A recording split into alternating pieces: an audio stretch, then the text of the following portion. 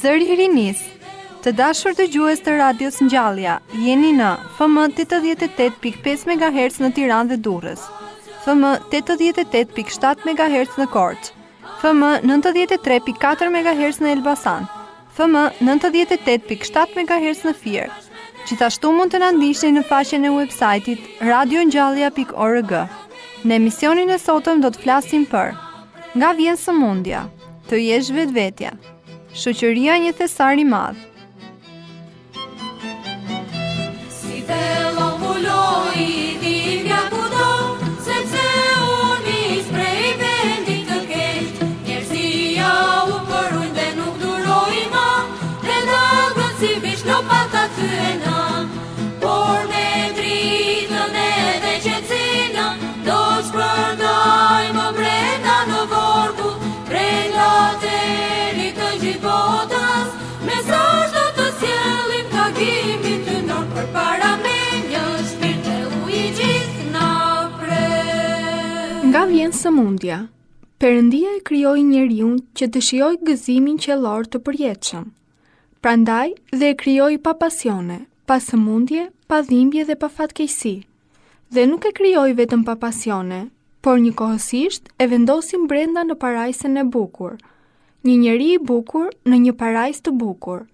Por Adami mëkatoi. Kështu erdhi e keqja në tokë, dhimbja, sëmundja, fatkeqësia dhe vdekja. Kështu Adami prishi planin e Perëndis, por Perëndia, i nxitur nga njëri dashja, këmbguli në planin e tij fillestar. Dëshiron të gëzohet krijesa e tij. Ky është gëzimi i tij. Prandaj e vazhdon planin e tij.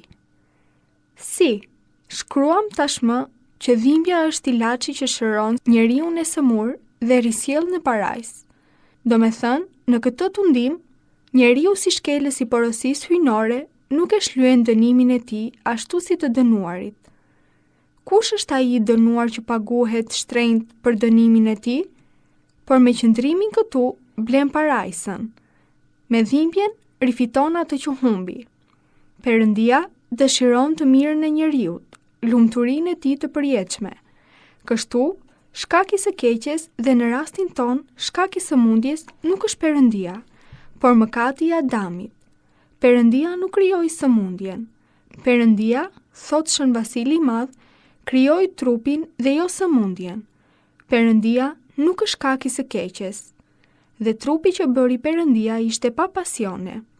Prandaj dhe Adami, për sa kohë që ishte në parajsë, nuk u sëmur kurrë. Por Adami mëkatoi dhe e prishi këtë trup të bukur që i dha Perëndia. Hyri brenda tij prishja, vdekja. U bë me pasione, delikat dhe i dobët ndaj së keqes. Dhe ne këtë trup trashëgojmë dhe prandaj sëmuremi. Çfarë fryme ishte ajo? Kishte e kërrusura ëngjël të sëmundjes apo demon të sëmundjes? Këtu përgjigjet vetë Krishti. Satanai e mbajti të lidhur prej 80 vjetësh. Sëmundja e saj ishte nga djalli. Kishte frym demon të sëmundjes. Nga kjo del që ka demon të sëmundjes, që mundon njeriun ose i heq të folurin, të dëgjuarin, frym me shurdhët dhe me mece.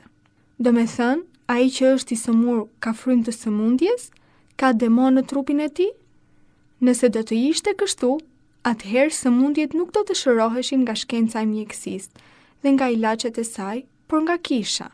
I sëmuri do të shkonte tek ajo dhe fryma e sëmundjes demoni do të largohej me lutje.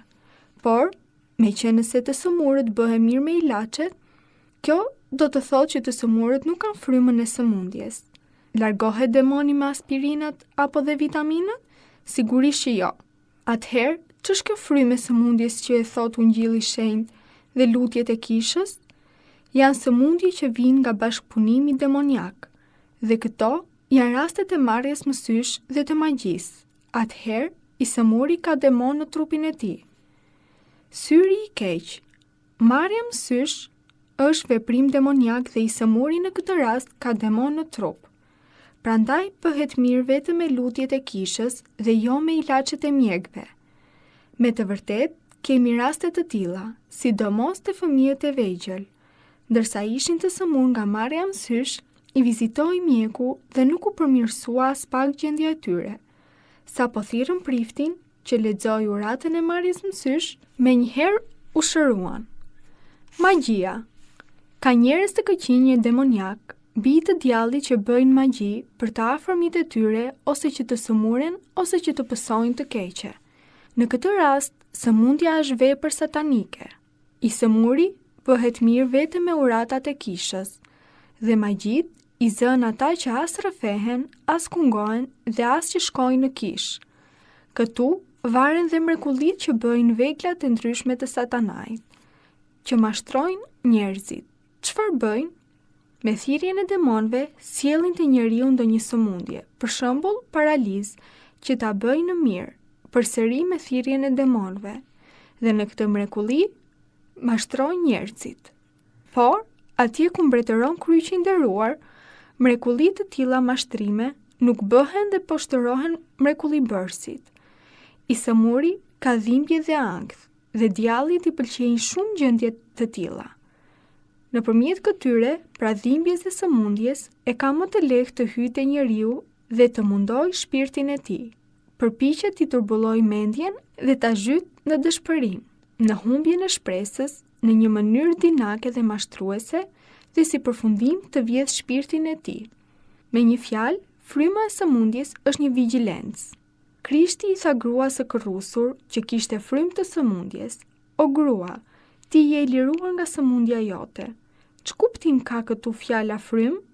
Ëngjëlli është frymë ashtu si dhe djalli, dhe frymë sëmundje çdo të thotë. Etërit e shenjtë thonë që shkaki i sëmundjeve është shthurja, krykësia dhe frymje e të tjerë. Sot, sëmundjet jo vetëm që përhapen me shpejtësi, por shfaqen gjithmonë e më të reja dhe spitalet janë të mbushura të imase. Nëse grykësia shkakton sëmundje, atëherë më tepër mëkati. Si bëhet kjo? Mëkati sjell kontrollin e padëshiruar të ndërgjegjes. Kjo ka pasoja në trupin e pafuqishëm, bashkëvuan dhe ky kështu sëmuret. Nga mëkatet e mi të shumt, si shpirti dhe trupi, keq mu sëmur, thot himnografi. Me këtë bie dakord shkenca. Mjeku Artur Gjores thot, sëmundja në më të shumtën e rasteve vjen kur njeriu shkel kanonet morale dhe gjendet kështu në përplasje me ndërgjegjen e tij. Kështu, Shënjoan Gojarti shpjegon si Kaini pas krimit të tij të frikshëm u sëmur, pësoi paralizë, dhe sipas kësaj, Krishti si jo pjesëtar në mëkat nuk u sëmur kurrë, gjithashtu dhe për mbi shenjta. Dhe gjithë ata që imitojnë Krishtin, do me thënë shenjtorët vështirë se sëmuren, thot Shën Joani i Shkallës. O Shënar Joani nuk përjashton këtu sëmundjen nga shenjtorët, thjesht thot që ata nuk sëmuren lehtë, por ama sëmuren, veçanërisht nëse kanë trup delikat si Shën Pavli, Vasili Madh, Nektari e të tjerë. Sëmundja nuk është gjithmonë zhvillim fiziologjik i mëkatit, fryt fiziologjik i tij. Shumë herë e përdor vetë Perëndia si provë për dobin ton shpirtërore. Le të shohim disa shembuj, thot Apostull Pavli, dhe që të mos më rritet mendja për shkak të jashtëzakonshmërisë së zbulesave, mu dha një gjëm në mish. Ju dha sëmundja. Nga kush? Nga Perëndia. Magjistari e Lima e bëri që konsulli Sergio të mos dëgjonte fjalën hynore, dhe Elima u verbua. Zoti e verboi që magjistari të bëhej i urtë, dhe ashtu u bë. Sëmundja u bë mjes shërimi, dhe lebra e Gehazit, nxënësit të Elisaut, ishte ndëshkimi Perëndisë për argjendashjen e tij. Karakteristik për rastin ton është ngjarja që pason. Një murg u pushtua ashpër nga demoni kurvërisë. Kaq që fort ishte lufta, sa që murgu la manastirin dhe shkoi në Jeriko që të mëkatonte. Por Perëndia e mbrojti. Sa po hyri në shtëpinë publike, i mbush trupi me lebër dhe kështu nuk mëkatoi. I penduar, u kthye në manastirin e tij, duke falendëruar Perëndin që i dërgoi këtë sëmundje dhe kështu shpëtua shpirti i tij. Këtu duket qartë që sëmundja ishte nga Perëndia. Një ndërhyrje e tij bëri të shmangej mëkati. Le të bëjmë tani një koment. Në rastin e mësipërm, shkaki i sëmundjes nuk ishte Perëndia, por murgu, dëshira e tij që të mëkatonte, dhe argjendashja ishte shkaku që Gehazi u sëmur nga lebra, jo Perëndia. Mëkati i magjistarit Elima ishte shkaku i verbimit të tij, jo Perëndia. Do të thotë, shkaki i sëmundjes nuk është Perëndia, por njeriu.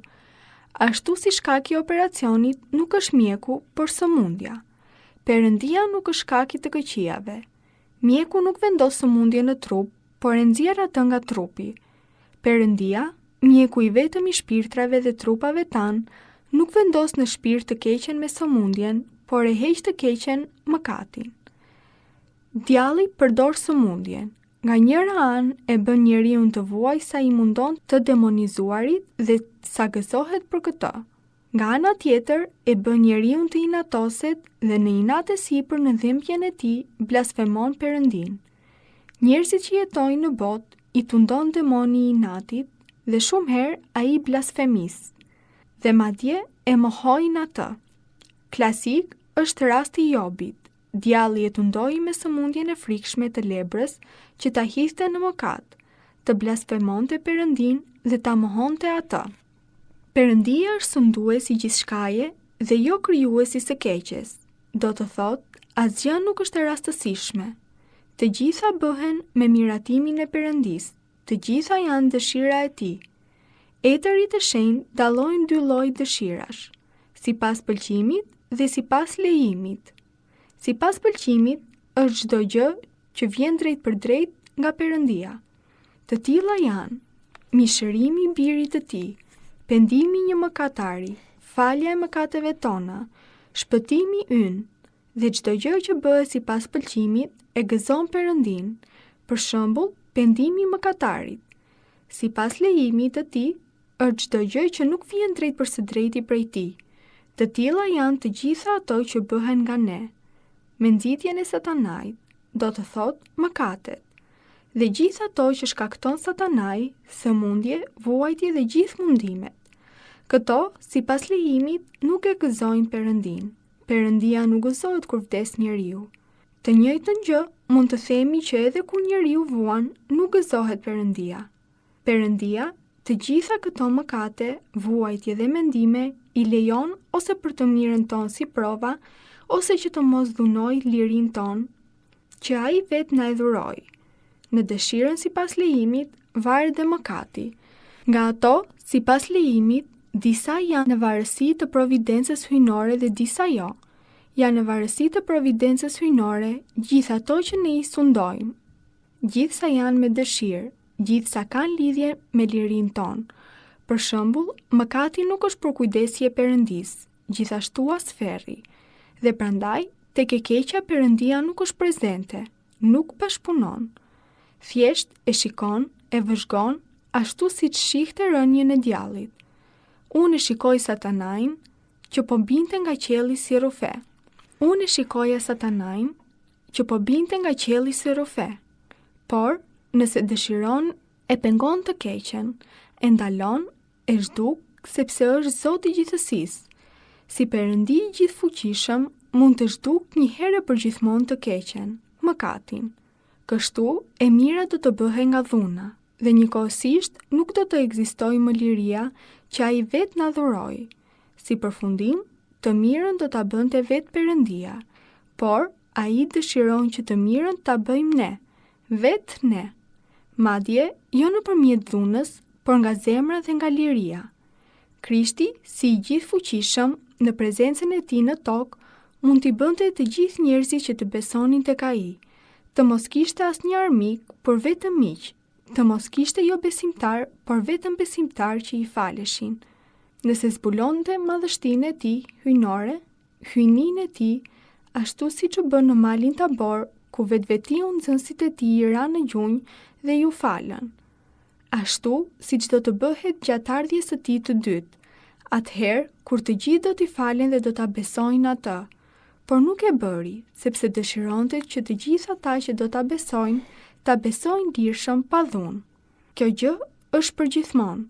Në shekullin ton, nëse dëshiron Perëndia, e zhndërron botën, ferrin ton në parajs. Ta tund vazhdimisht në gjithë tokën dhe kështu njerëzit do të tmerrohen e patjetër do të pendohen dhe të shfaqet ai vetë si diell në hapësirën e qiellit, duke mbuluar kështu diellin e krijuar dhe të depërtojë në këtë botë. Por nuk i pëlqen as pak kështu, sepse nuk dëshiron ta dhunojë njeriu. Edhe pse dëshiron shpëtimin, respekton dëshirën dhe lirinë e tij. Se gjithë bota më gaton, se gjithë njerëzit po rënkojnë, se janë futur në mjerim, se kërkojnë dëshpërim. Se gjithë bota më gaton, se gjithë njerëzit po rënkojnë, se janë futur në mjerim, se kërkojnë dëshpërim. Se voce jemi ne në këtë dhe, që të gjithë të besojnë, Perëndia ekziston. Se voce jemi ne në këtë dhe, që të gjithë të besojnë, Perëndia ekziston.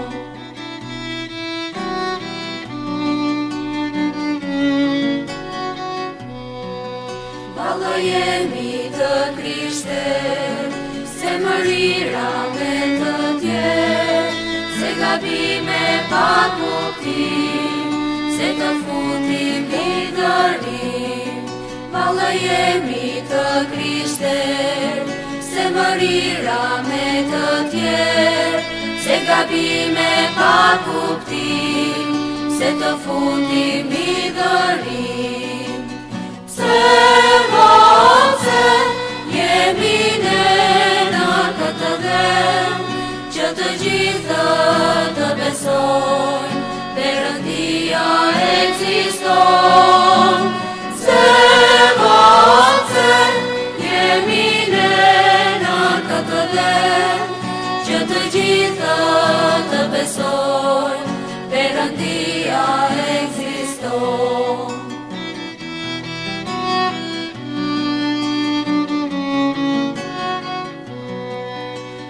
Duhet të ndryshojnë, Perëndinë të kërkojnë, lumturinë të shijojnë, me Perëndinë të jetojnë.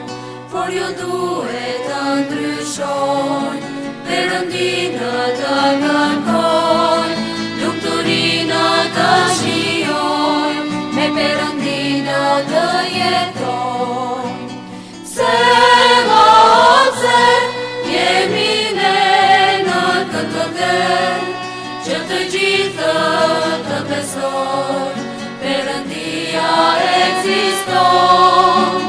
Se voce jemi ne në këtë dhe, që të gjithë të besojnë, Perëndia ekziston. Që të gjithë të besojnë, Perëndia ekziston.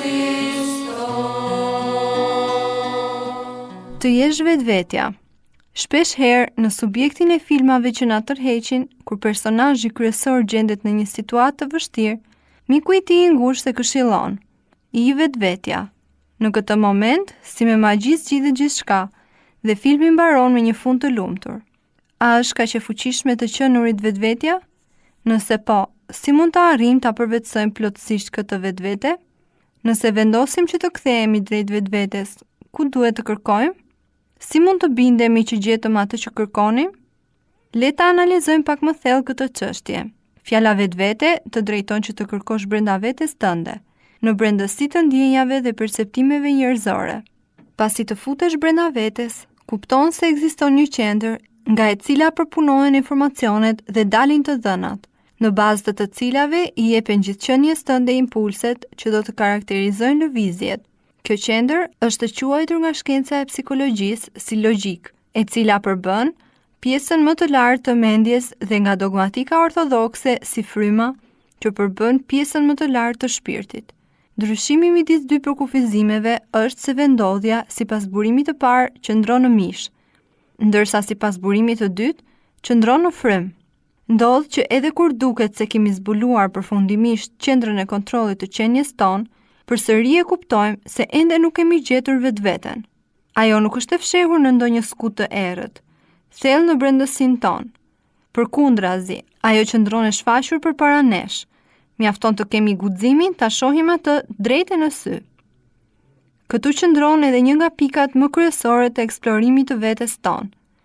Për ta kaluar këtë stad, duhet një kurajo e madhe dhe sinqeriteti konsoliduar, sepse aty ku duket se më në fund gjetëm vetveten, gjendemi përpara një udhkryqi. Deri tani, rruga jon shtrihi në një trung të vetëm, por tani, paprit mas merr dy degëzime të cilat përsëri nuk dalin nga vetvetja. Ndoshta ky mendim mund të duket paksa i koklavitur, por do të përpiqem ta sqaroj në vijim. Patjetër që na ka ndodhur të duam dhe të urrejmë njëkohësisht, apo të ndjejmë një urrëtie të fortë për dikë, ndërkohë që përpiqemi me të gjitha forcat tona ta fshijmë këtë urrëtie.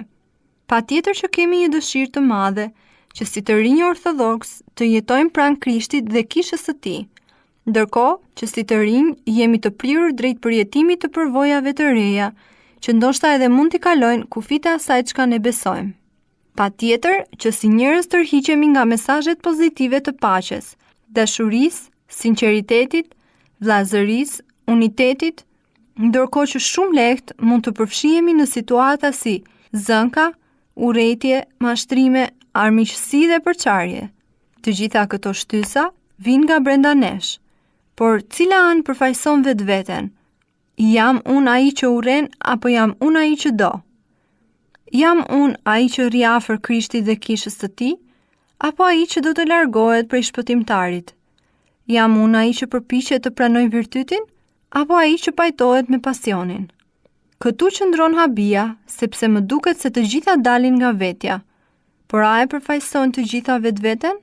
Sipas teorisë psikoanalitike të Freudit, personaliteti i njeriut është krijuar dhe qëndron në saj të dy koncepteve kryesore: idi dhe superego. Idi, sipas Freudit, vepron mbi bazën e parimit të kënaqësisë, në të cilin prirjet ose nxitjet instinktive kërkojnë kënaqësi të menjëhershme dhe impulsive, duke mos marrë parasysh gjë tjetër. Superego ka të bëjë me vlerat shoqërore, familjare ose fetare që e karakterizojnë personin. Kjo përfaqëson aspektet morale të një personi dhe frenon dëshirat idit.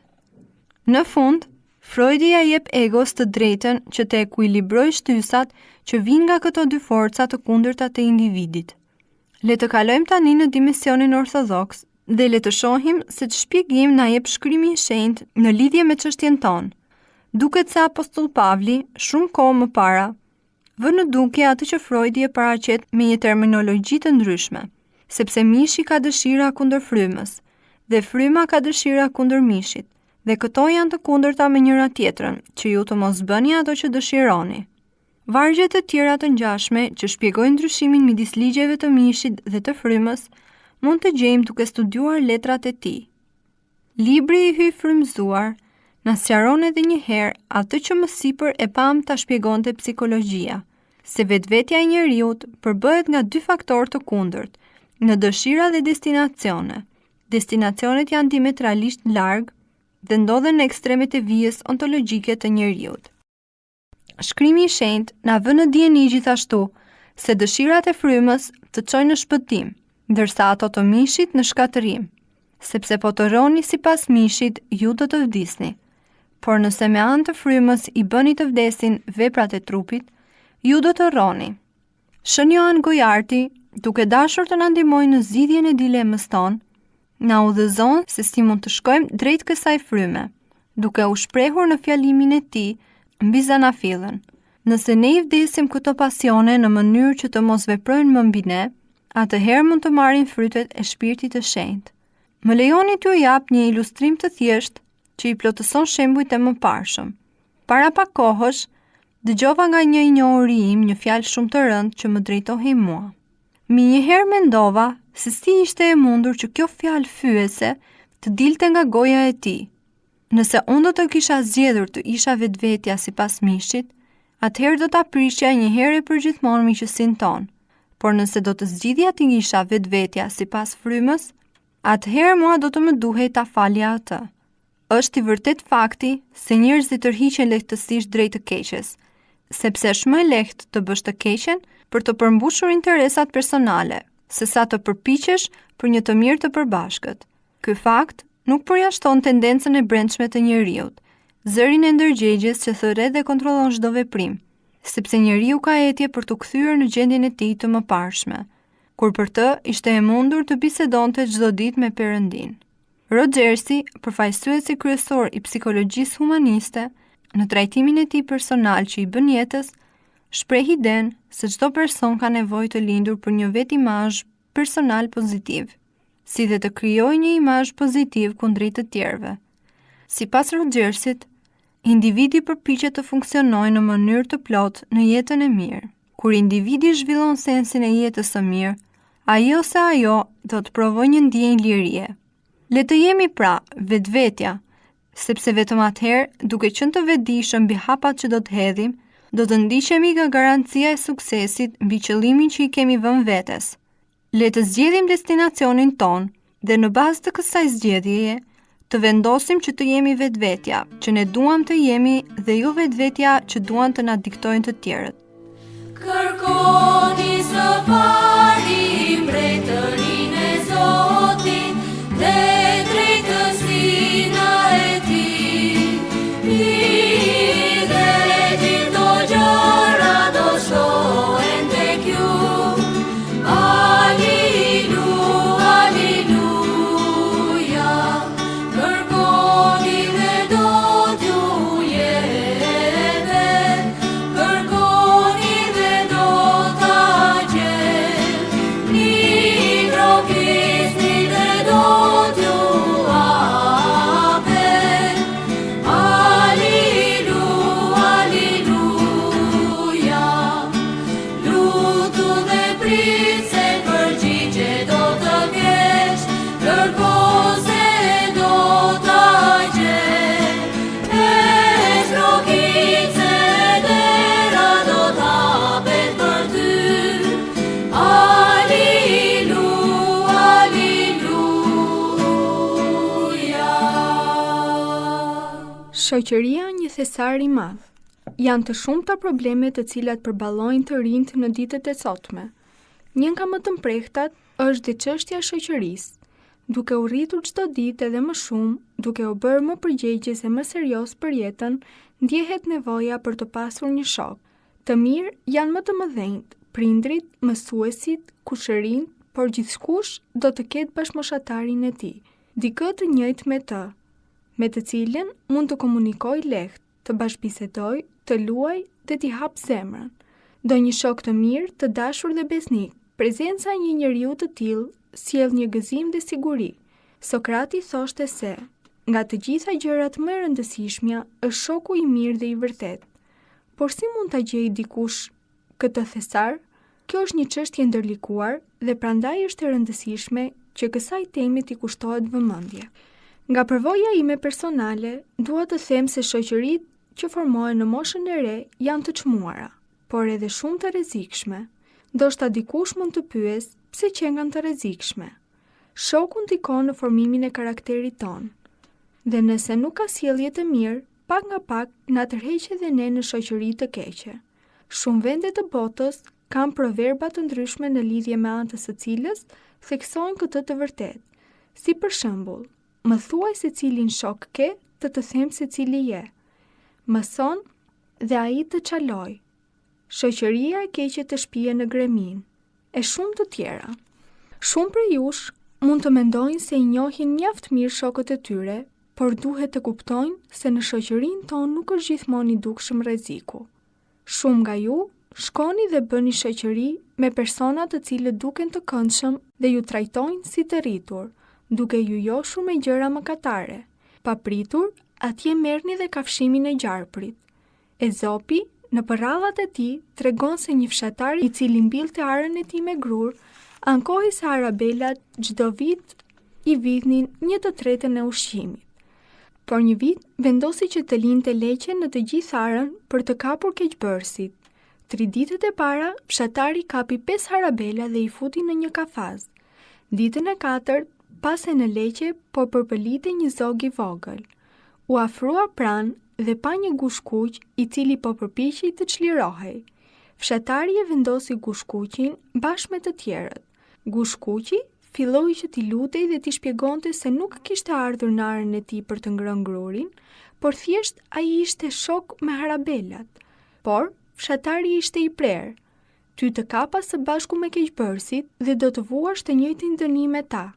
Dikush tjetër mund të thotë se shokët e mi nuk janë mjaft të rregullt, ashtu siç do t'i dëshironin dhe në shtëpinë time, por unë ama nuk i ndjek ata në të gjitha gjërat e paudhësitë.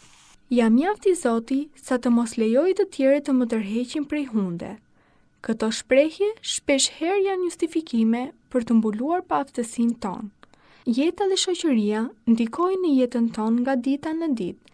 Sot dëgjojmë fjalë të pahishme dhe reagojmë ndaj tyre me forcë sepse ndërgjegjja jonë nuk i pranon. Por nesër, nëse jemi në një shoqëri që është e familiarizuar me këto fjalë, nuk do të na bëjmë përshtypje.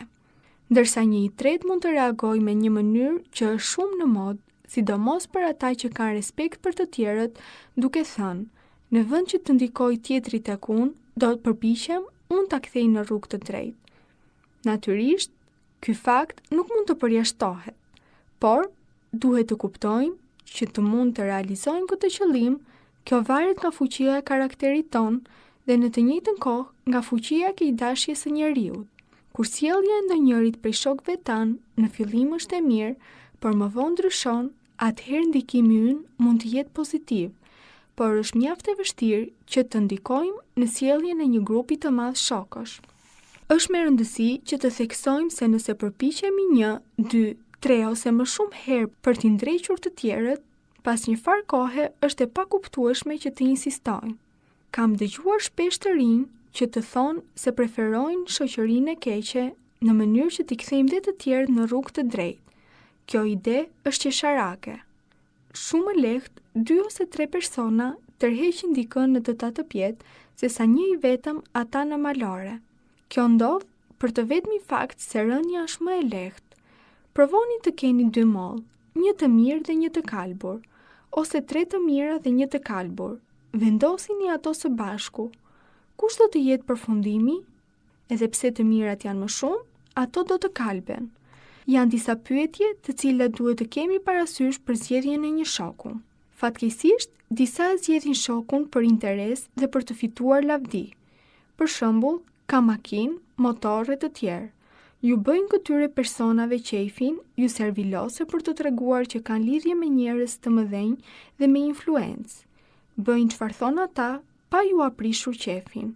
Është shoqëri e pastër kjo? A mund të quhet kjo shoqëri?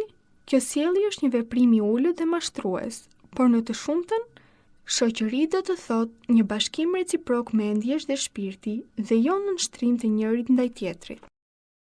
Në një nga paravolitë e Krishtit, flet për shoqërinë e mirë. Shokun e mirë duhet ta vësh edhe në provë. Ai duket në momentet kur ke vështirësi ose je sëmur.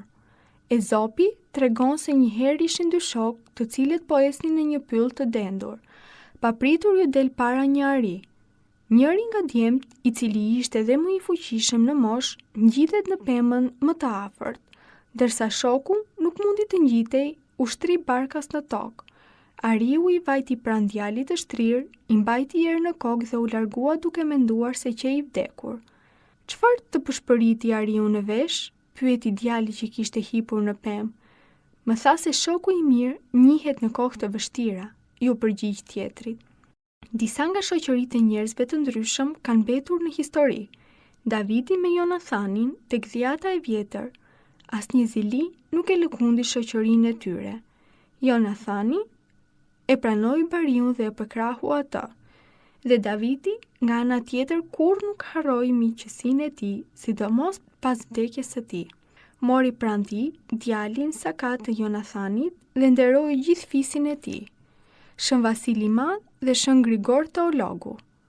I lidhi një ideal i lartë, të punojnë dhe të përhapin kudo fjalën e Perëndisë. Në vitet e shkollës mbështetnin njëri tjetrin. me shumë mjeshtëri e përshkruan Shën Grigor Theologu këtë shoqëri.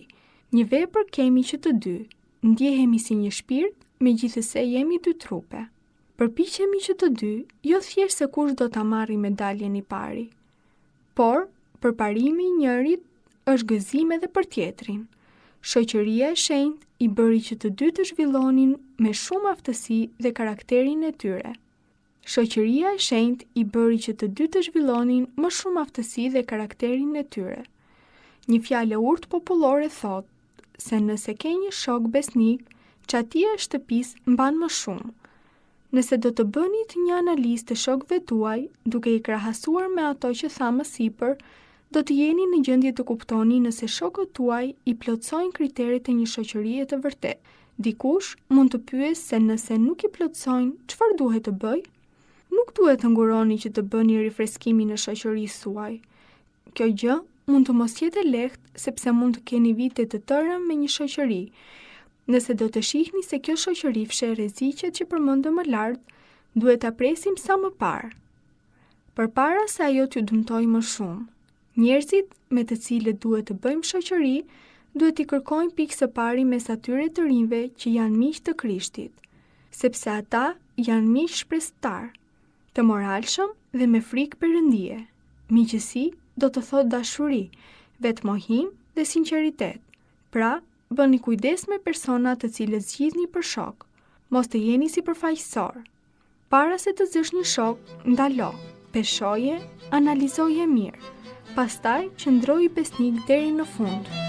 Rini e Krishtit do të shkojmë me krah, do themi predikim që Zili na fal, na pregjith dhe u me dëshirë të zjarë, dhe ne unisëm me agimin në mëngjes.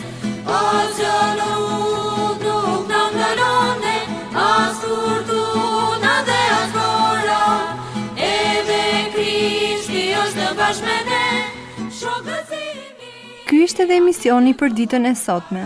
Në emisionin e sotëm folëm për nga vjen sëmundja, të jesh vetvetja, shoqëria një thesar i madh. Ju rikujtojmë të na ndiqni në FM 88.5 MHz në Tiranë dhe Durrës, FM 88.7 MHz në Korçë, FM 93.4 MHz në Elbasan, FM 98.7 MHz në Fier. Miru dëgjofshim në emisionin e ardhshëm. Por me dritën edhe qetësinën, do shpërndajmë brenda në vorku, brenda terit të gjithë botës, mesazh do të sjellë. Dëgjuat emisionin Zëri i Rinisë. Një shpirt e ujë